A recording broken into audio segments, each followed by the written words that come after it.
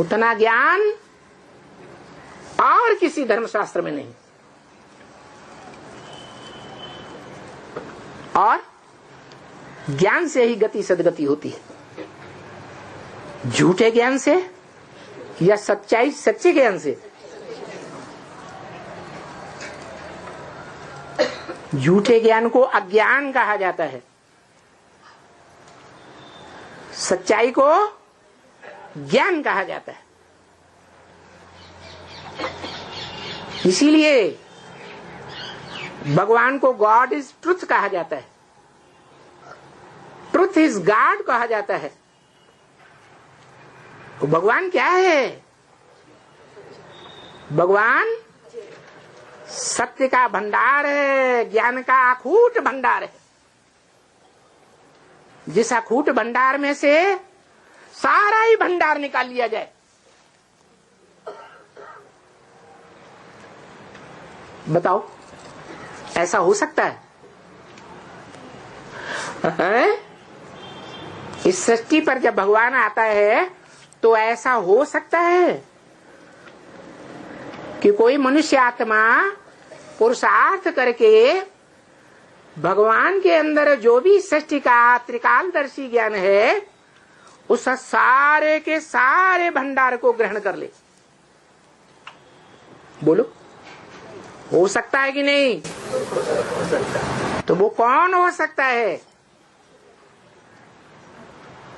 अरे वो सृष्टि का आदि पुरुष जिसका नाम शिव के साथ जोड़ा जाता है और बताते हैं नाम किए विशेषण सहित शिव शंकर भोलेनाथ। पर दूसरा भी टाइटल देते हैं। भोलेनाथ तो बनता है साकार में, लेकिन भोले वालों का नाथ बनता है शिव। और जो दुखदाई कांटे बनते हैं भगवान के आने के बावजूद भी विचार फैलाने वाले दुखदाई बनते हैं, उनके लिए शिव का बच्चा है बड़ा बच्चा। कौन है? शंकर। वो भाले का रूप धारण करता है। इसीलिए ब्रह्मा के मुख से वेदवाणी में भगवान कहते हैं कि स्वर्ग की सृष्टि मेरी है, देवताओं की सृष्टि महादेव की है, तो नरक की सृष्टि मेरी नहीं है क्या? है? सारी मनुष्य सृष्टि का बीज रूप बाप कोई है या नहीं है? है। देवात्माओं का भी बाप है। और हाँ, दुखदाई जो तन से, तन की इंद्रियों से, धन से बड़े बड़े सेठ साहूकार पूंजीपति बनकर के इस मनुष्य सृष्टि का धृतराष्ट्र बनकर के, क्यों नाम पड़ा धृतराष्ट्र? धृत माने धारण कर ली, राष्ट्र माने धन संपत्ति। पसीने की कमाई से धारण करते हैं कि चालाकी से धारण करते हैं? ऐसे धृतराष्ट्र कहो, राक्षस कहो, उन राक्षसों का भी बाप बनकर के आता है।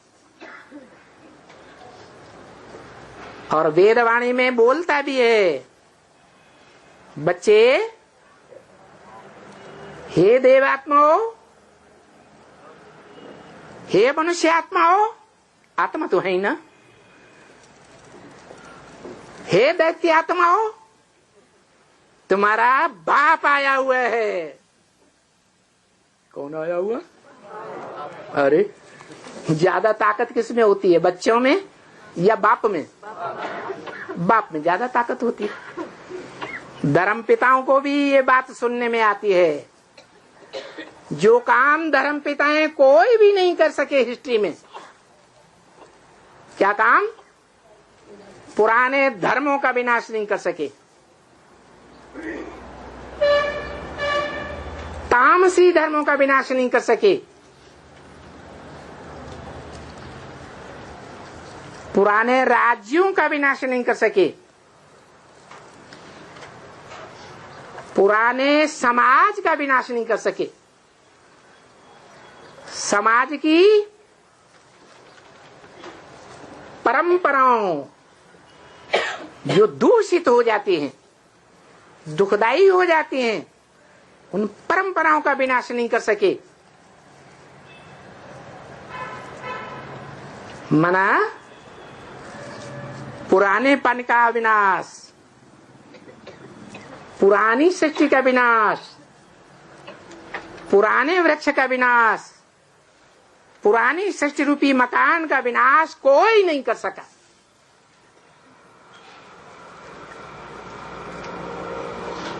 निरंतर दुख की वृद्धि होती जाती है।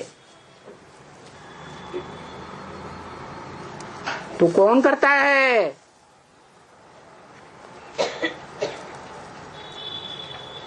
महामृत्यु के समय, महाविनाश के समय,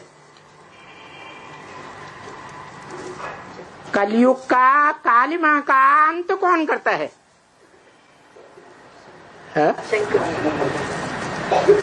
वो ही करता है जिसका नाम गीता में भगवान ने दिया है कि मैं जब आता हूं तो सूर्य को ज्ञान देता हूं, जड़ सूर्य को नहीं।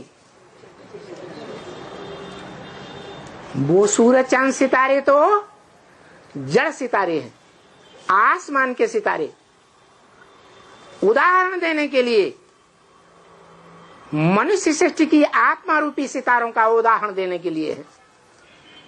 इस मनुष्य सृष्टि में ही, इस सारी मनुष्य सृष्टि का कोई हीरो है, ज्ञान सूर्य है,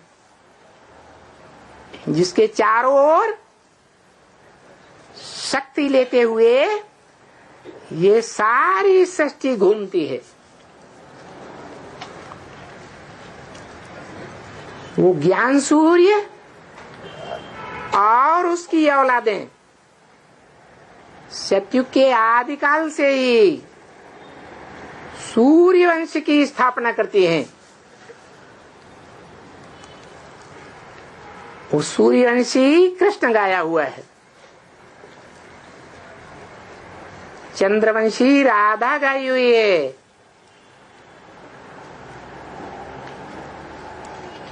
तो जो सूर्यवंशी कृष्ण है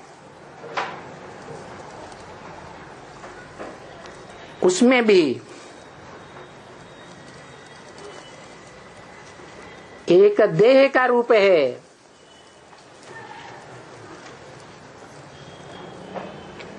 और एक आत्मा का रूप है।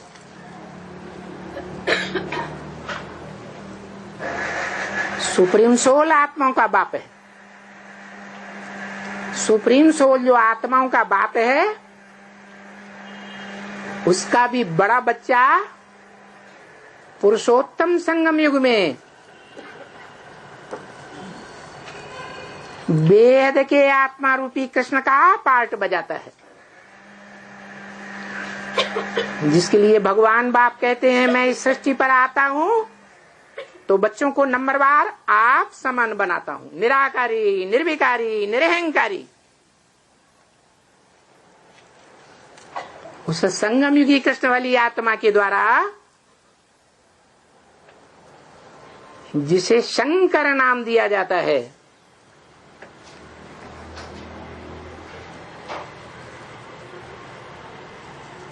वो शंकर नाम रूपधारी आत्मा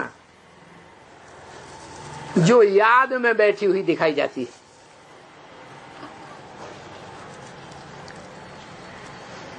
मन बुद्धि से याद का पुरुषार्थ करती है।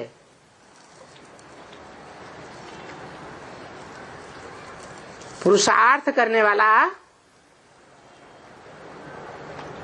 भगवान हो सकता है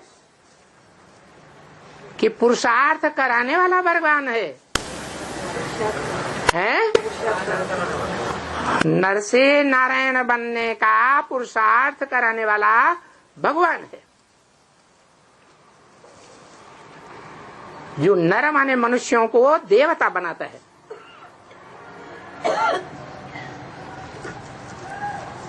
भगवान स्वयं देवता नहीं है, कलाओं में बंधने वाला नहीं है। उसके लिए शास्त्रों में गायन है, कलातीत कल्याण कल्पांतकारी। वो कलाओं से अतीत है। सतयुग, त्रेता, द्वापर, कलयुग रूपी चतुर्युगी कहो, कल्प कहो, उसका अंत करने वाला कल्पांतकारी है। जो काम कोई भी देहधारी धर्म पिता ही नहीं कर सकते। तो जिस आत्मा के द्वारा, जिस आत्मा को आप समान बना करके आत्मिक स्थिति में स्थिर करने वाला शिव बाप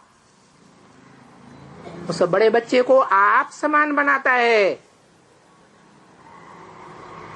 जो अव्वल नंबर पुरुषार्थी है।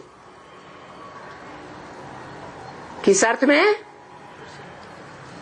कि शिव का जो अखूट ज्ञान योग का भंडार है, उस अखूट ज्ञान योग के भंडार को एक ही जन्म में संपूर्ण धारण कर लेता है, राजयोग की शक्ति से।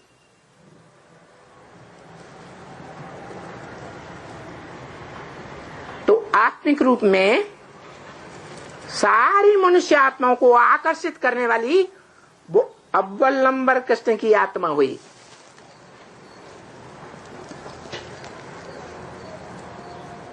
जो देहधारी मनुष्य हैं वो देह अभिमानी है। मोस्टली इस दुनिया में यह आत्मा अभिमानी है। सबको देह का अभिमान है। किसी से पूछो, तुम बताओ, सच्ची सच्ची बताओ तुम क्या हो? कहेंगे डॉक्टर हैं। अरे जब जन्म लिया था तो डॉक्टर थे? कहते मैं राजा हूं। अरे जन्म लिया था तब राजा थे?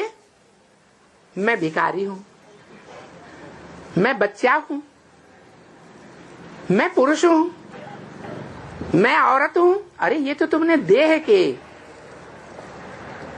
बात बता दी। वास्तव में तुम अविनाशी रूप में कौन हो तो कोई नहीं जानता। ये बात त्रिकालदर्शी भगवान बाप निराकार शिव ही आकर के इस साकार मनुष्य सृष्टि के बाप में प्रवेश करके बताते हैं।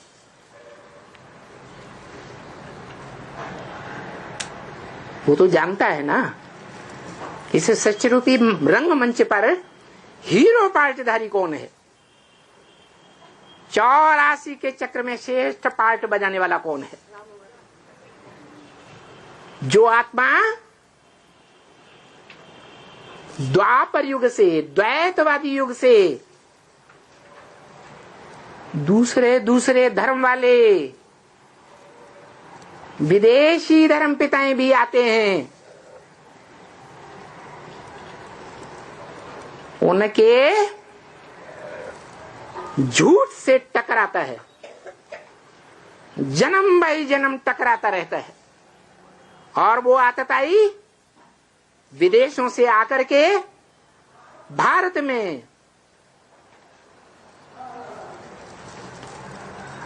हिंसक दैहिक आक्रमण करते हैं, देहभान दिखाते हैं, बाहुबल दिखाते हैं। वो हैं ही देह अभिमानी। उनकी सारी जनरेशन इस संसार में देह अभिमानियों की है।